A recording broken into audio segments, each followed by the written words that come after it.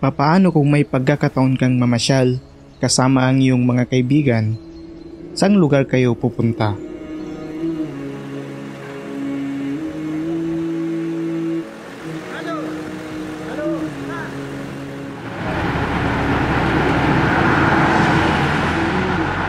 Alas 7 na ng umaga nang kami ay nakaalis.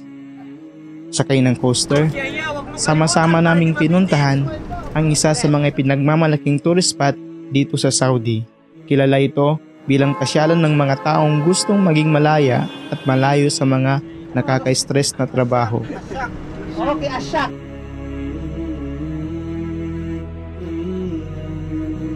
Pero ano nga ba ang meron sa lugar na ito? Ating alamin mula kay Sheikh Alimuddin Ilyas. Tayo ngayon ay pupunta sa isang napakagandang beach, nag-iisang beach, prestigyosong beach dito sa Shuaibah na tinatawag na Al-Kahtan Beach Resort. Ang benefits siguro ay walang iba kundi isa na rin yung physical benefits. Yun yung sabihin doon kasiyahan, papunta tayo doon para sa kabila ng pagkatapos ng mga examination, pagkaaral, kinakailangan bigyan natin ng sarili natin bilang karapatan ng ating mga sarili ng pagliwaliw, o kasiyahan, at doon ay ganun din yung health benefits, kabila na rin dito yung health benefits, at lalong-lalo na yung spiritual benefits na tinatawag, which is brotherhood. Habang nasa kalagitnaan kami ng biyahe, bigla ang nagkasagutan ng aming sheikh at ng aming driver. Ang dahilan, ipinipilit ng driver ng konting taste na lang. Subalit, ipinaglaban ni Sheikh na hindi pwedeng tiisin ang pumuputok na pantog. اجلس اتق الله يا رجل انت ما عندك يا اخي انت مخمفر مره ما في هذا يجوز يعني انه يبول يجوز الرسول صلى الله عليه وسلم لا لا انت مشكله انت مره مشكله اتق الله يا رجل يا اخي اسكت لا تتكلم بلا علم يا اخي اتق الله لا اخي لا تقول اتق الله بس انت تتكلم بلا علم يا اخي ايش فيك انت وقد ذكر في الحديث صلى الله عليه وسلم انه قائما يقول بس هو مريض هذا مريض كيف مريض هذا مريض عندك دليل انه مريض ايوه ايش الدليل اعطيني دليل ايوه اعطيني هذا انه يوقف شوف شرب الجاز الحين يا اخي لا تشاهد بلا علم.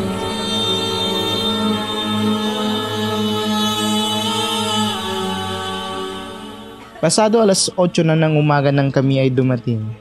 Sa labas pa lang, bubungad na sa iyo ang mga kakaibang tanawin.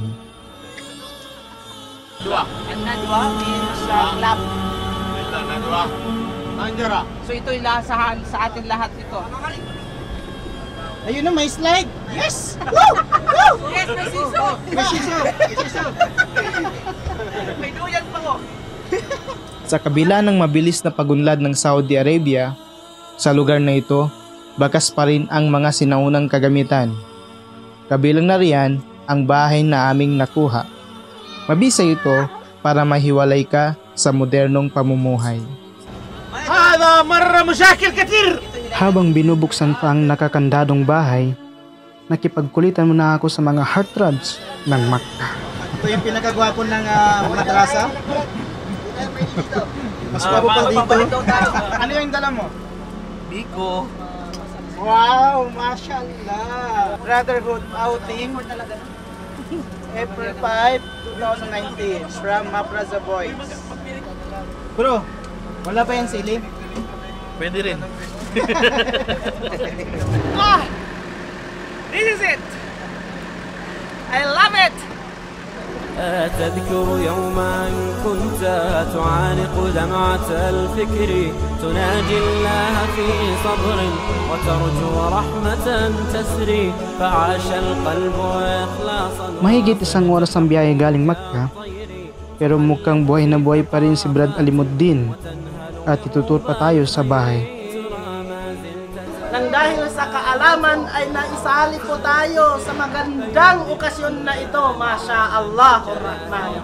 Halip po kayo at ipapakita ko sa inyo ang buong kagandahan ng lugar na ito. Ito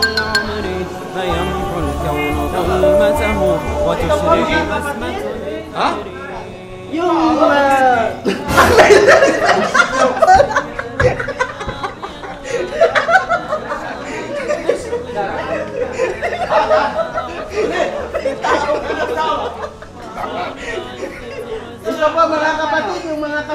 natin, kalalabas lang po ng mga bilangguan.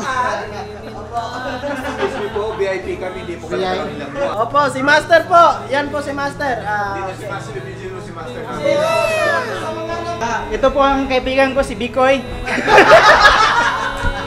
Okay, dito tayo. Ito po naman yung sala namin. Daming tao. Ang daming tao at kumakain, hindi na nagyayaya. Uy, yung mga team, kasi yung mga... Matapos ang ilang sandaling pahinga at konting kainan, naghanda ang lahat sa mga aktibidades na gagawin maya-maya lamang tulad ng palaro.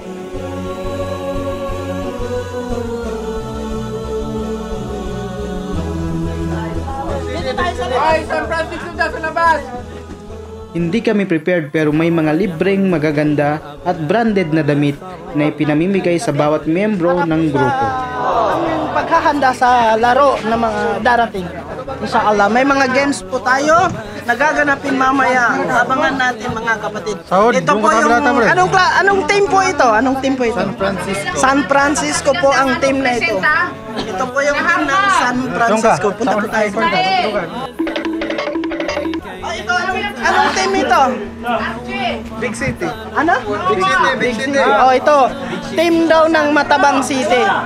Big City. Big City. Dalawang team pa lang ngayon ang ating nasasaksihan. Hanapin muna natin yung isa. Nandito yung team. Ito. Ayan, yan, oh. Nandiyan yan sa labas, Ustad. Anong team to? Team Biko.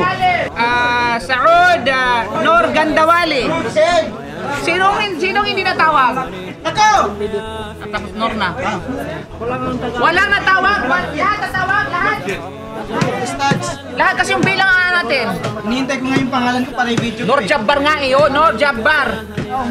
Makalutang. Ayun, dito po yung si Nur Jabbar. والورد بساما وينشر أطيب العسل. Sa team building na ito ay may tatlong grupong kalahok. Ang All Eyes on Me, San Francisco, at Big City.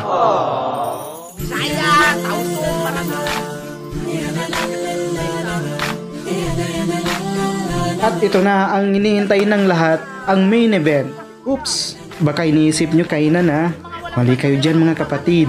Ito ay isang laro, masayang laro, kaya ihanda nyo na ang inyong mga tiyan sa kakatawa.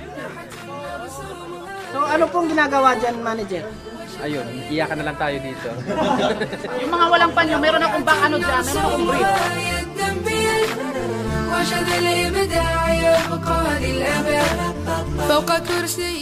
Papunta na po kami ngayon sa lugar kung saan magsisimula yung paligsahan. At tayo ay magpatuloy. Makikilaban tayo! Francisco team! Ang unang laro, hanapin ang kauri. Sa game na ito, bawat grupo ay mag-iisip ng isang tunog. Tunog na panghayop. Kokak! Kokak! Ang tunog na napili, ang gagamitin nila sa paghahanap ng bawat kamiyembro matapos silang ma-blindfold at may kalat sa iba't ibang lugar. Ano ba to? Hindi nyo pa rin ba ako gets? Well, panoorin nyo na lang kaya ito. Mga kapatid, live po tayo ngayon at Wala pa, hindi pa tayo live. magsisimula na po yung ano nila, biringan nila. Okay, bawat isang team po ay tatakpan ng bawat isa yung kanilang mga Sige na, mata. piling na po! Oh, At sila po ay wawatak-watak-watakin at bawat isa kanila ay may sariling password or di kaya ay tunog upang kilalanin kung sino yung makakaharap. Okay?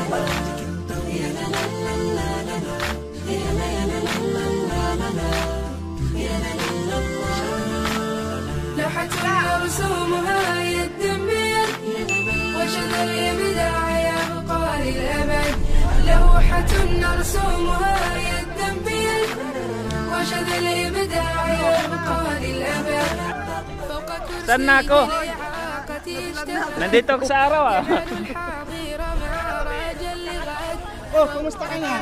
Okay lang. Ikaw na yung susunod na pupugatan ng ulo.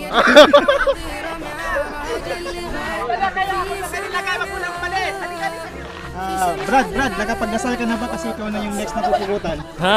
Na yun ang problema eh. Hindi, kumbaga surprise yung pagpupubugot. Hindi tayo handa.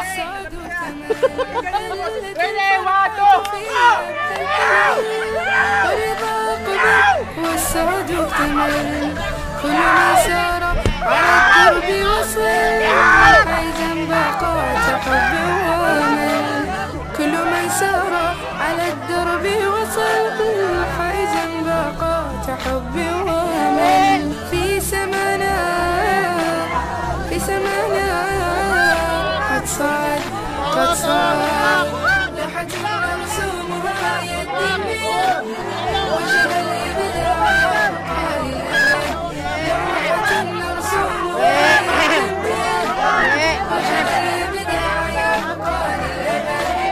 فوق كرسيه الإعاقة اجتهد يجعل الحاضر معراجا لغد فوق كرسيه الإعاقة اجتهد يجعل الحاضر معراجا لغد في سمانا قد صعد Mabuhay sa Team Francisco. They won the first game. Mga hayop talaga sila. Ay, tapos na! Tanggalin nyo na, blindfold, tanggalin nyo na! 15-4, 50-50. Game 2. Hindi ko alam kung ano ang pangalan ng game na ito, pero sure ako para ito sa mga makeup artist o di kaya sa mga clown face wannabe.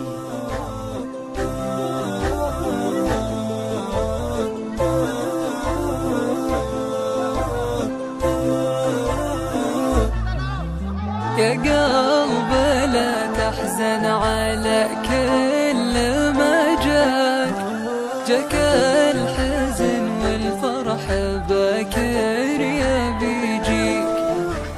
Congratulations Big City! Nakakatuwa man ang inyong mga mukha sa game na ito pero at least mission accomplished. Sa next game na ito, natatawagin nating Adam's Apple.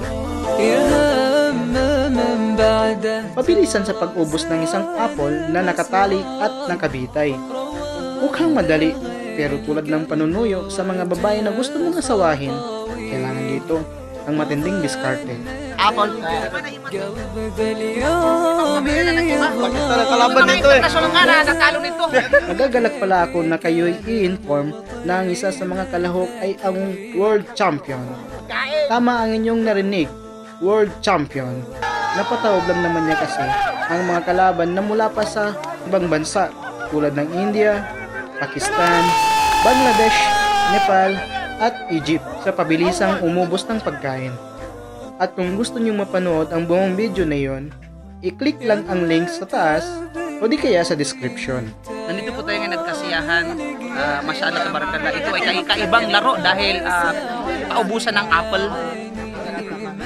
Paubusan po ng apple. So tingnan po natin kung ano yung mangyayari. Okay? Let's watch it. محلم دفع نفسه يجي لاجلي يرضيك لا تفكر وتسأل أنا ليه أهواك وليه العقل وياك دايم خاويك هذا العقل والقلب لا شك وياك في حزنك وهمك وفرحك يجاريك في حزنك وهمك وفرحك.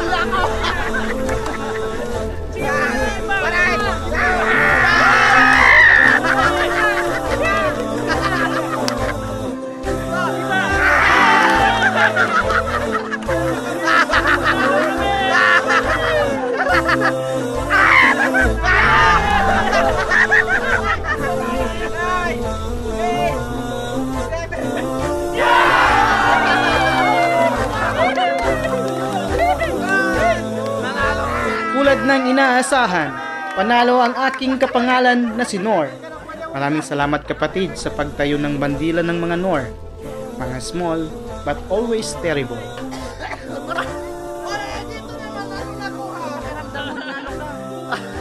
Di may paliwanag. yan kasi nalaban ka Pilipinas. Okay lang. Talo. Oh, second lang nakuha. Oo.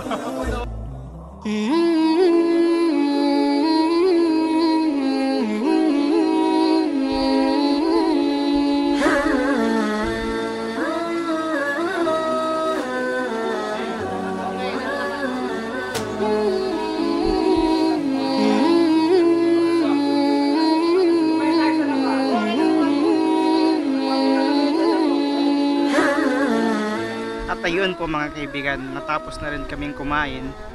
Napakasarap yung kinain namin kasi fresh from the ocean. Yung kinain namin is mga isda, pritong isda, talakitok. Napakasarap yung pagkaprito, masyadong crunchy. And then yung inihaw na isda, yung sabi nila lapu-lapu, masarap din siya. And then yung rice is masasabi kong masarap kasi kahit walang ulam siguro makakain mo. Yun yung pagkainin mo, kahit busog ka na gusto mo pa rin siyang kainin kasi napakasarap.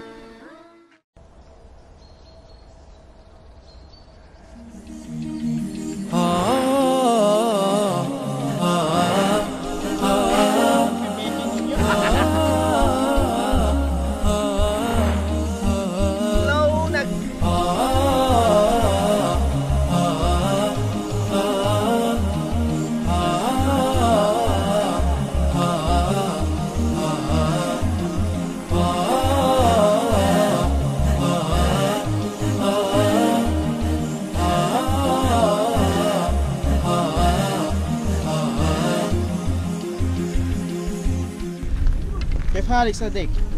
Boys, ito yung mga pinakagwapo ng Shuaiba. Mukhang Sheba. Ano yan? Ako? Guys, ito ang totoong white sun. White.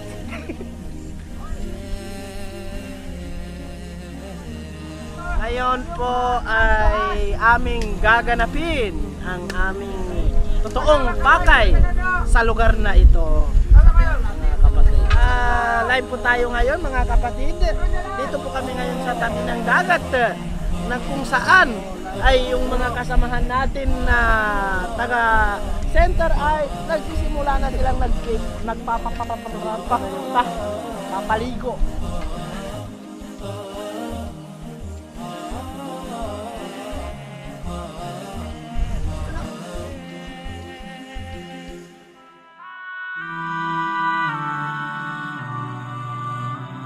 Ang pinakamabigat, ika nga, at gayon din pinakamahirap sa larangan na ito, yung bang papaano i-develop ng continuously ang isang tao pagkatapos na yumako sa Islam. Yun ang napakahirap. Napakahirap para sa akin. Kasi ang pagpapasok sa isang tao sa Islam, napakadali. Napakadali. At napakadaling buksan, ika nga, ang isang pintuan para sa isang tao para yakapin ng Islam. Subalit, ang totoong tagumpay sa larangan na ito, yung bang maitaguyod mo siya ng tuloy-tuloy hanggang sa ma-develop ang kanyang pagiging Muslim at hanggang sa darating ang panahon na kahit hayaan mo na siya, ay kaya niyang itayuan niyang kanyang sarili o bilang isang Muslim. At yun ang napakahirap na gawin ng isang nagpapalaganap ng Islam na katulad namin na nagtuturo. Kasi it takes a lot of strives, it takes a lot of sabi natin tawag dyan, yung bang lakas, ika nga strength, ika nga, ay hindi lamang sa tinatawag na oras, hindi lamang sa lakasan in terms of physical, maging sa tinatawag na lahat ng means, ika nga, para lamang mapapanatili ang isang tao sa pananampalatayang Islam. At yun, until now, yun yung ginagawa namin ng paraan, at yun yung palagi namin in-strive papaano mag-succeed sa larangan na ito. Dahil hindi lahat na nagmumuslim, alam natin na nagtagumpay sa Islam.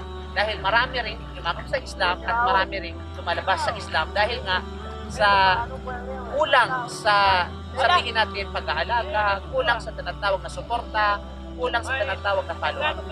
At yun ang kabiguan minsan sa larangan naming mga nagpapalaganap ng Islam.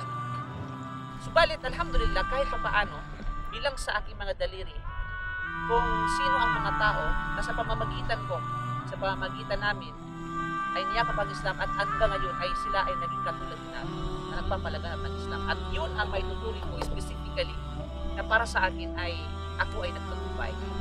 Kahit sa iisang tao lamang, out of hundreds of people na yumakap sa Islam sa pamamagitan natin, subalit yung makita ko naman isa sa kanila out of hundreds, mayroong nagtaguyod at mayroong nagtagumpay sa larangan na ito at naging mas mainam pa kaysa sa akin.